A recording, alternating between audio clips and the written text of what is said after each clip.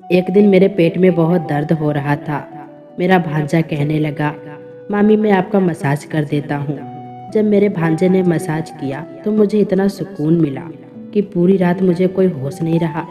मैं रोजाना ही भांजे से मसाज करवाने लगी और उस दिन मेरे जिस्म पर भी तेल लगा था और मुझे कोई होश नहीं थी।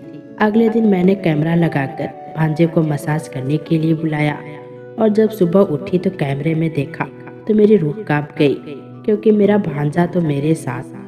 कभी कभी हम रिश्तों की सीमा का ख्याल नहीं रखते और इसी वजह से बहुत बड़ा नुकसान उठाने पड़ते हैं। हर रिश्ते की एक लकीर होती है और अगर इंसान उस लकीर को पार कर जाए तो वो रिश्ता उसके लिए बवाल बन जाता है। मेरे साथ भी कुछ ऐसा ही हुआ था। मैं एक रिश्ते में अपनी हद पार कर गई थी और इसलिए बर्बादी मेरी नसीब बन गई थी।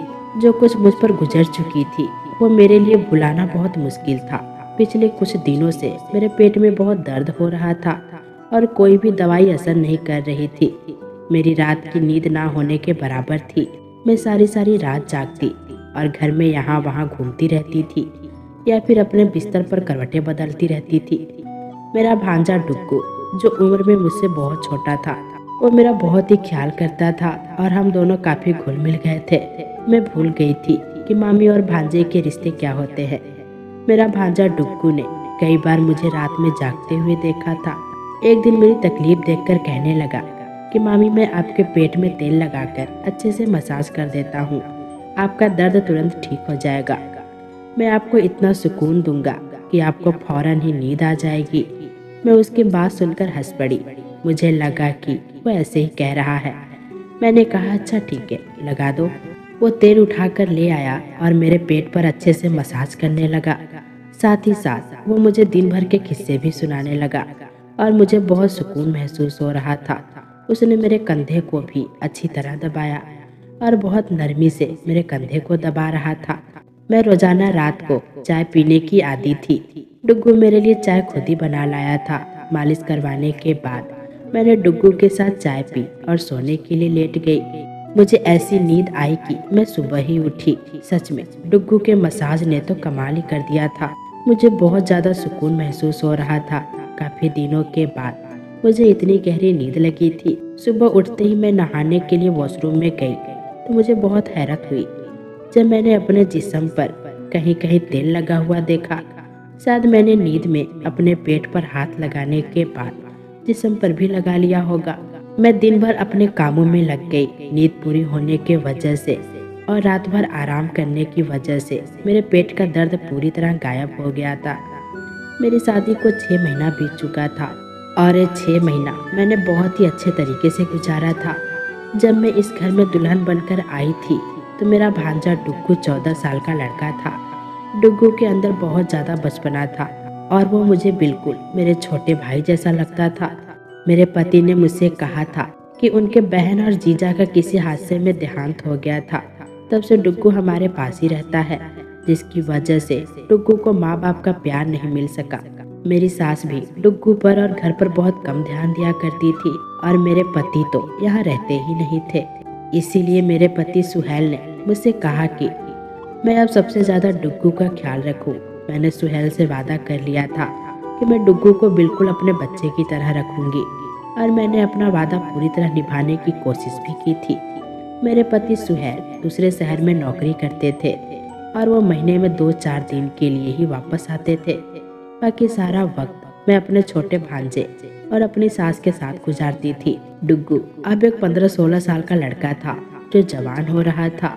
वह मुझसे उम्र में सिर्फ 5-6 साल ही छोटा था और इसीलिए हम दोनों के दरमियान बहुत अच्छी दोस्ती हो गई थी। मैं उसकी हर छोटी से छोटी बात का भी ख्याल रखती थी। वो कॉलेज से आते ही मामी मामी कहता, मेरे आगे पीछे घूमने लगता। सुहेल के यहाँ ना होने की वजह से मेरे छोटे बड़े काम सबके सब डुग्गू की ही जिम्मेदारी थी। डुग्गू कॉलेज से आने के बाद मेरे काम कर देता और उसके बाद मेरे साथ ही सारा वक्त गुजारता। डुग्गू के साथ रहते रहते मैंने एक बार शिद्दत से महसूस की कि वो मेरे पति सुहेल को पसंद नहीं करता, बल्कि उसका जिक्र आने पर वो खामोश हो जाया करता है या फिर बात ही बदल दिया करता है। मैं उसे जानना चाहती थी कि उसे सुहेल से क्या तकलीफ है, लेकिन मैं कभी ये सवाल नहीं कर पाई थी। और बहुत समय के बाद मुझे इसका जवाब मिल गया। मेरी सास सारा सारा दिन मोहल्ले में घूमती फिरती और शाम होते ही जल्दी सो जाया करती थी। अगले दिन सुबह सवेरे ही वो फिर मोहल्ले में निकल पड़ती थी। इसीलिए मुझे कभी भी उनकी तरफ से कोई तकलीफ नहीं थी। जिंदगी बहुत अच्छी तरीके से गुजर रही थी। लेकिन सुहेल के बगैर मुझे रात भर नींद नहीं आती थी और मैं सारी रात करवटें बदल बदल कर गुजारती थी। कभी कभी तो मेरा दिल चाहता था कि मैं सुहेल के पास चली जाऊं, लेकिन ऐसा फिलहाल मुमकिन नहीं था। इसी वजह से मुझे टेंशन की वजह से सर में दर्द, पेट में दर्द होता रहता था। डुग्गू को मालूम था कि मेरे पेट में दर्द है, इसीलिए वो पहले तो मेरे लिए दवा लेकर आया करता था। लेकिन एक दिन वो कहने लगा कि आप कब तक पेट दर्द की दवा खाएंगी, इससे तो अच्छा यह है कि मैं आपका मसाज कर देता हूँ, आपको बहुत सुकून मिलेगी। मैंने डुग्गू से कहा कि मसाज करने से बेहतर है कि कुछ दिन के लिए मुझे अपने मायके भिजवा दो, मैं खुद ही ठीक हो जाऊंगी। मेरी बात सुनकर डुग्गू कहने लगा कि अगर आप चली जाएंगी तो मेरा क्या होगा, मैं तो आपके बगैर रह नहीं सकता। उसकी बात सुनकर मैं जोर जोर से हंसने लगी। वो मुझसे इसी तरह की बातें किया करता था। डुग्गू को वाकई मेरी बहुत ज़्यादा आदत हो गई थी। हम दोनों अक्सर ही घूमने के लिए बाहर चले जाते। वो रात को मेरे लिए आइसक्रीम ले आता और हम दोनों मिलकर रात तक मूवी भी देखते थे। मैं डुग्गू की पढ़ाई में भी बहुत ज़्यादा मदद किया करती थी। वो मुझसे बेझिझक अपना हर तकलीफ बताता था। मैं कभी डुग्गू के साथ शॉपिंग के लिए जाती तो मुझे बहुत ही मॉडर्न और फैशनेबल कपड़े लेने पर मजबूर करता। घर में तो वो मुझे दुपट्टा भी नहीं लेने देता था। मैं जब भी दुपट्टा लेकर काम करती तो वो मेरा दुपट्टा खींचकर एक तरफ फेंक देता और वो कहता, आप इसे इतनी गर्मी में पहनकर कैसे काम करती हैं। वो हर बात में मेरी बहुत ज़्यादा फिक्र करता था। उसको हल्के रंगों के कपड़े बहुत पसंद थे। मैं जब भी उसके साथ बाजार जाती तो मुझे हल्के रंग के कपड़े ही दिलवाता था और उनकी सिलाई भी बहुत ही फैशनेबल करवाता था। उसे मेरे कपड़े में बहुत ज़्यादा दिलचस्पी थी। मैं अक्सर उसे कहती थी कि उसकी बीवी तो बहुत खुश नसीब होगी जो उसका पति उसे अपनी पसंद से कपड़े डिजाइन करवा कर देगा।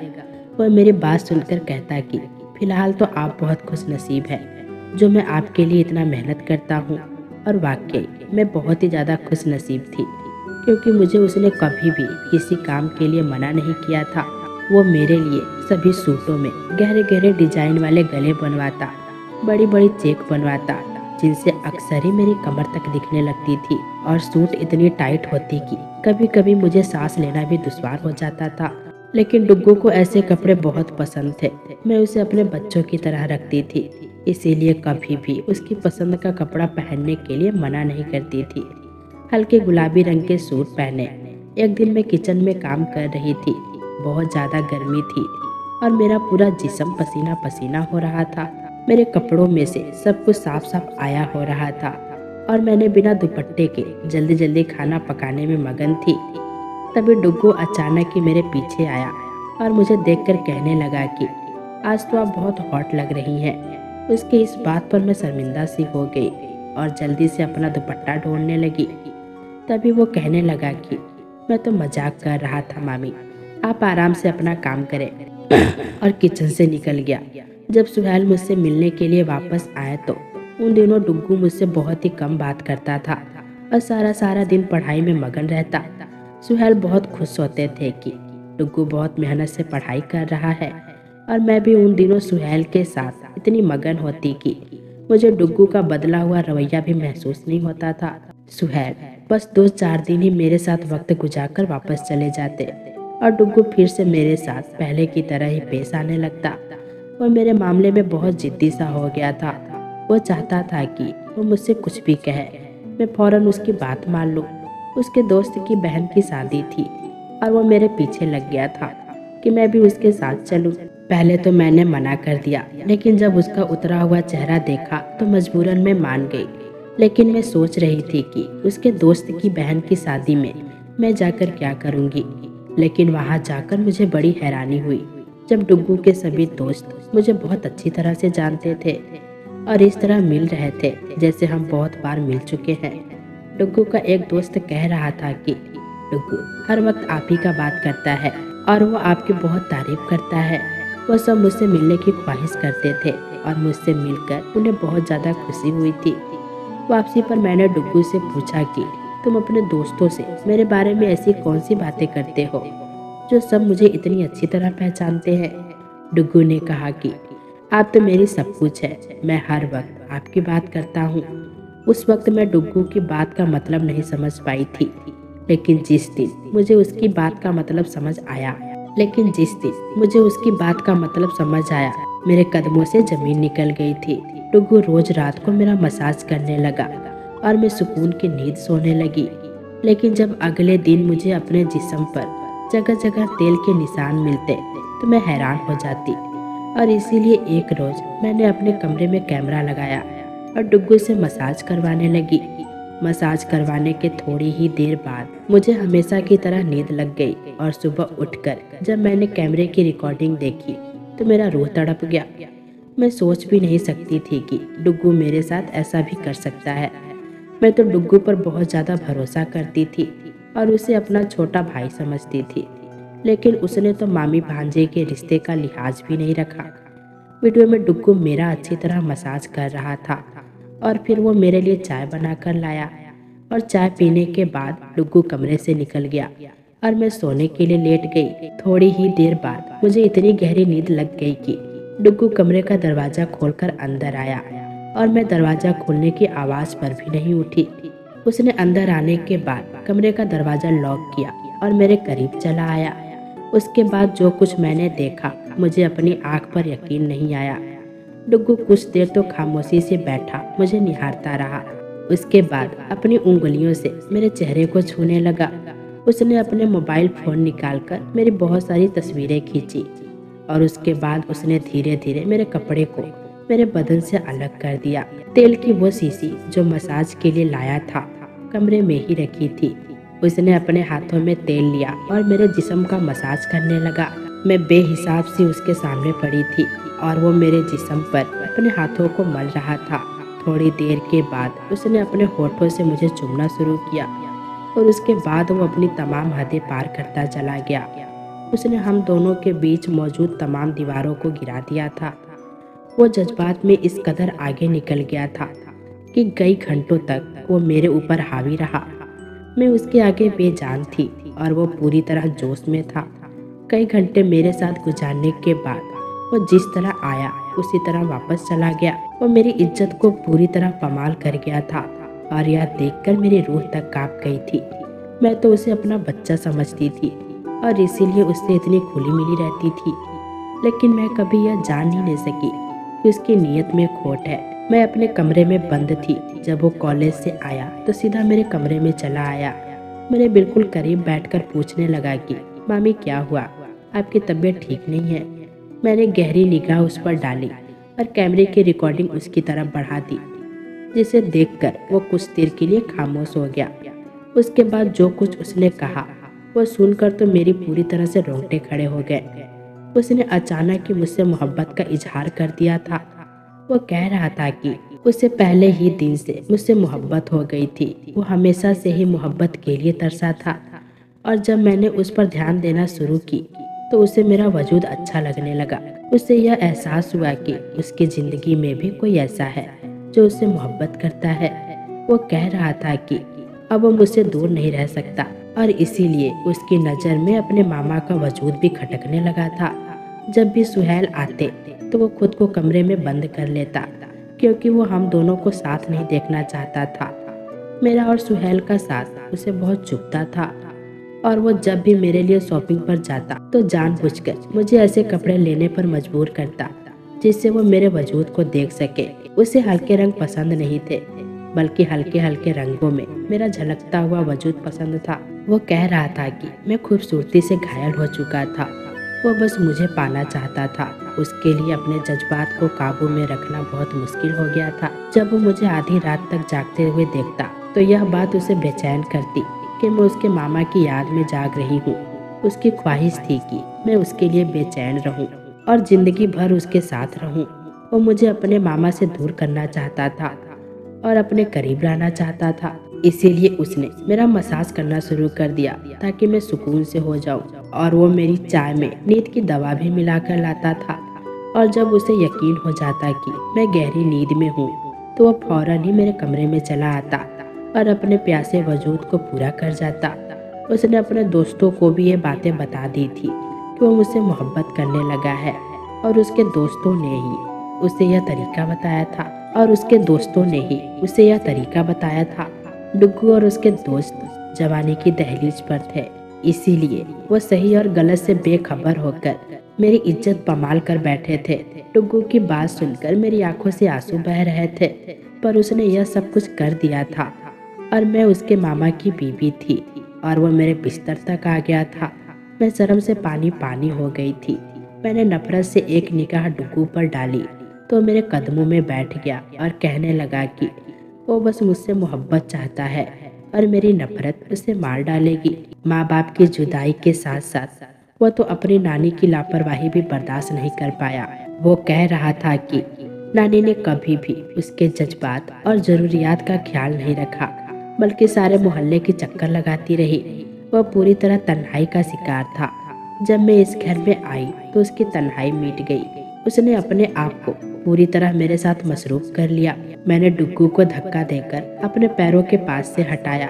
मैं उसकी शक्ल भी नहीं देखना चाहती थी। उसने जो कुछ मेरे साथ किया था मैं उसे माफ भी नहीं कर सकती थी। मैं जानती थी कि इसमें सारी गलती डुग्गू की नहीं है। वो वाकई रिश्तों के लिए तरसा हुआ था और मुझे पाकर वो अपनी हद भुला बैठा था। इसमें गलती तो मेरी भी थी। मैंने भी कभी उसे सही और गलत नहीं बताया। उसने जब भी मेरे लिए कपड़े सिलवाए तो मैं उसे उसकी पसंद समझकर स्वीकार कर गई। मैं बगैर दुपट्टे की ही उसके सामने सारे घर में घूमती रही। मैं उसे अपना छोटा भाई और बेटे जरूर समझती थी, लेकिन वो था नहीं। मेरी उसके बीच मामी भांजा का रिश्ता था और मैंने इस बात का ख्याल नहीं किया था। आजकल के दौर में जहाँ 10 साल का बच्चा भी हर बात से पूरी तरह वाकिफ होता है, मैंने कैसे सोच लिया कि मेरा 16 साल का भांजा एक छोटा सा बच्चा है। मैंने उससे कहा कि बेहतर ये है कि वो मुझसे दूरी बना ले और मुझे अपने शक्ल न दिखाए। मेरे लिए उसके साथ एक छत के नीचे रहना मुश्किल हो गया था। डुग्गू ने मुझसे फरियाद की थी कि मैं यह बात उसके मामा को ना बताऊं। मुझसे तो खुद इतना हौसला नहीं था कि मैं सुहेल को खुद इतनी बड़ी सच्चाई कैसे बता सकती थी। वो बहुत शर्मिंदा था और अपने कमरे में चला गया, लेकिन मैं खुद भी अपने नजरों में गिर गई थी। मैंने फौरन सुहेल को फोन किया और उनसे कहा कि अब मैं उनके बगैर नहीं रह सकती।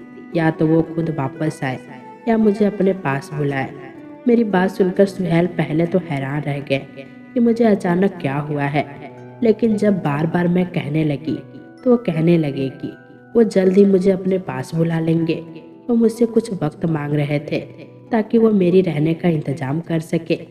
मैंने सुहेल से कहा कि वो 10 दिन के अंदर अंदर मुझे अपने पास बुला ले, नहीं तो मैं हमेशा के लिए अपने घर लौट जाऊंगी। सुहेल ने वादा किया कि वो 10 दिन में आकर मुझे अपने साथ ले जाएंगे। मैंने ये 10 दिन खुद को कमरे में बंद करके गुजारे। मैं डुग्गू की शक्ल भी नहीं देखना चाहती थी और जो कुछ हो चुका था मैं उसे पूरी तरह भूल जाना चाहती थी। मेरी सास को अब भी अपने घर का होश नहीं था। उन्हें अपने घर से ज्यादा सारे मोहल्ले वालों की फिक्र थी।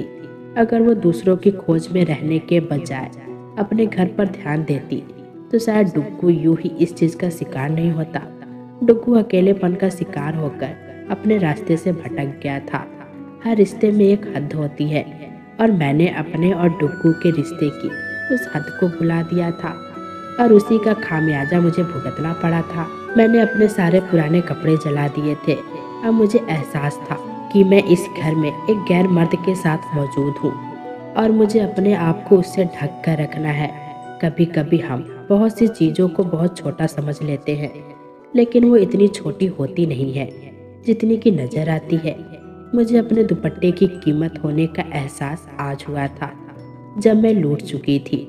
जो लोग भी ये कहानी सुन रहे हैं, मैं आपसे यही कहना चाहती हूँ कि अपने वजूद को संभाल कर रखो, ये बहुत कीमती है। तो दोस्तों, कैसी लगी ये कहानी कमेंट बॉक्स में ज़रूर बताइएगा। फिर मिलेंगे दोस्तों अगली वीडियो के साथ। तब तक के लिए अपना ख्याल रखना।